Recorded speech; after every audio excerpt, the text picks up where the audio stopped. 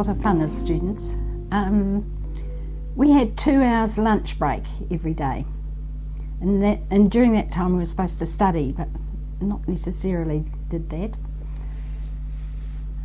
Unlike most of the other physios, I lived out at Anderson's Bay and had a bike, so I biked 4 miles into physio school every morning. Sometimes I go home for lunch and back again, so some days there was 16 miles of biking. If the weather wasn't good enough for biking, as snowing and things like that, I'd catch a tram, the little old puddle jumpers, just bits and pieces. We used to climb out on the roof and do some studying out there. That was quite pleasant, because the building we were in apparently was to be extended at some time, so that there were remains of walls that had started rising up but didn't get finished, so we'd shelter in under these walls, a bit like parapets of a castle, and that was a lot of fun. We had 2 hours of massage a day that I remember in the first 6 months, so we really learnt our Swedish remedial massage, and we did Swedish remedial exercises. We had at least an hour of gym every day. Quite often it was in the pool, very good pool. There was a rumour around at one stage that the medical students had been exploring underneath probably the hospital and found the conduits and the steam pipes that led to the physiotherapy school, so they used to scamper along the underground and come up and have a midnight swim in the physio pool. I never experienced that myself, but that was one of the stories that were going around.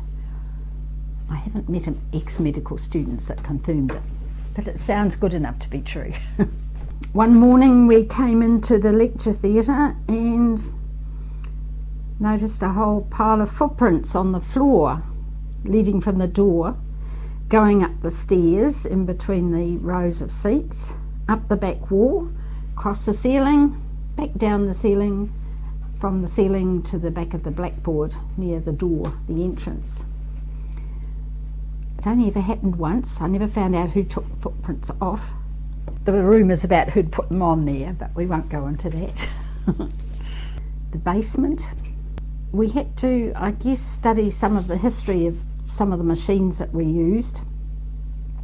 So in the basement was a bit like a museum, and there was the long wave diathermy chair, lovingly looked after by Mr. Paris, Senior.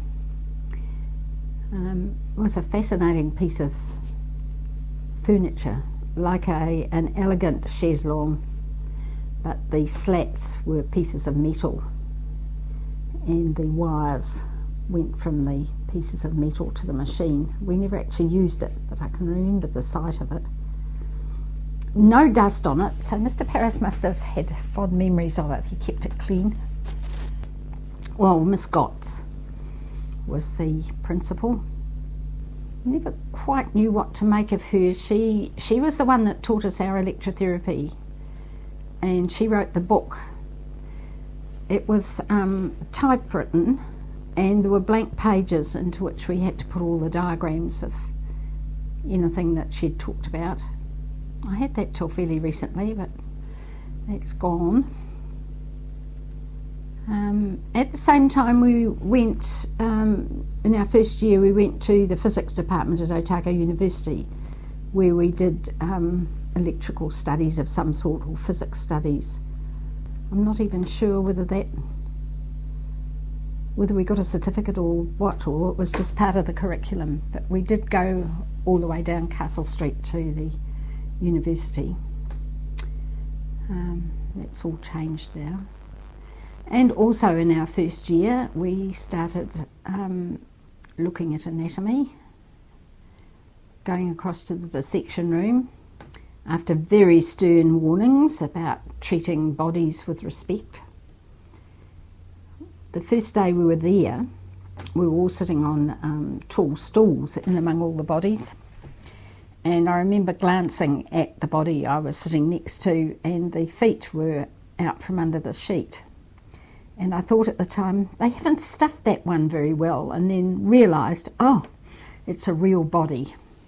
So I hadn't realised that the flesh would sort of shrink in. I actually didn't think too much about bodies anyway, but it's a smell that I remember.